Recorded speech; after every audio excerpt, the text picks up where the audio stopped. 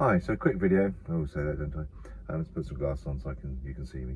Okay, so I took my son, who's 17, in a month's time, to somewhere yesterday with four of his mates, or three of his mates, and they were just chatting about their driving, so all learned to drive, of course. And one of them said that he came up to a pedestrian crossing, it turned amber, he slammed the brakes on, his instructor was go, go, go, go, go, because they had a vehicle behind them. And I just chatted to him about what we're going to chat to you about, and none of them had heard this from their instructors, so I just thought it's a useful thing to sort of put forward, really. And that's the point of no return. So a lot of you guys are going to know what I'm going to say, but even if one person takes this on board, then it's going to be useful to them, because the one thing you can't do as an instructor, or it's very hard to do, is deal with it when they just suddenly brake because you've got someone behind you. By the time they go, go, go, it can be a bit too late. So it's another reason for a rear end shunt, which I talked about last time. So basically, there's a difference between amber gambling and anticipating the amber and either carrying on going through or stopping. Amber gambling is going through when you knew you could have stopped safely, and picking a point of no return is using your stopping distances, particularly your vehicle, because they are different to the book, aren't they? Cars stop a lot quicker nowadays, and carrying through. Because if a pupil comes up to a traffic light or pedestrian crossing and doesn't anticipate it, by the time it goes amber, then they think, oh, do I have time to stop? Don't I have time to stop? They either stop over the line or stop very harshly or go through on a red, because by the time when they're thinking about it, they tend to ease off. Oh, shall I stop? Shall I not? And then decide to go, and it's red by then.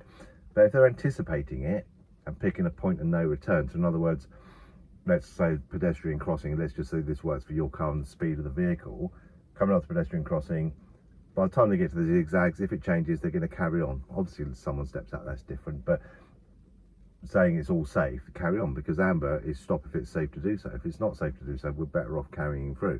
It's the hesitation that's the problem. So it's picking that point of no return and carrying on, and they don't even flinch things. They've decided, right, once I get to that zigzag or that arrow or that lamppost or whatever it is, if it changes, I'm carrying on. And they're definitely just going through an amber, then they won't be going through on red. And I know some people are going to come back because it's on YouTube saying, well, that's amber gambling. It isn't. It's using your stopping distances, because if you brake harsher than not an emergency stop, but if you do that, you've got a problem. But even a harsh stop, if someone's behind you and tailgating you, then you could get a rear end shunt and then be pushed into whatever's crossing anyway. So it's about anticipation. And the other reason it's really good is because if they're looking at the lights, pedestrian crossings, traffic lights, doesn't matter what it is, if they're looking at them and anticipating them, they're seeing more activity. They're seeing that cyclist come over, they're seeing the person walking towards the crossing, they're seeing all those things they need to be thinking about. And also part of that process of making decisions is checking your mirror. And lots of people don't check the mirror on approach to cross the lights because they're waiting for it to change, then they check, and of course that's in the wrong order.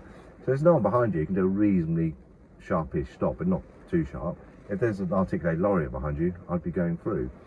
So that's the point of no return, also can change depending on what's behind you. But the main point is for you guys to have a think about that aren't using that, and to go and play with it in the respect of when you're driving around. You make a decision when you go and you don't go. You don't always stop on an amber. Sometimes you'll go through because it's the safest thing to do.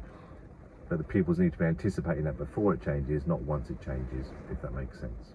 Hopefully that's useful.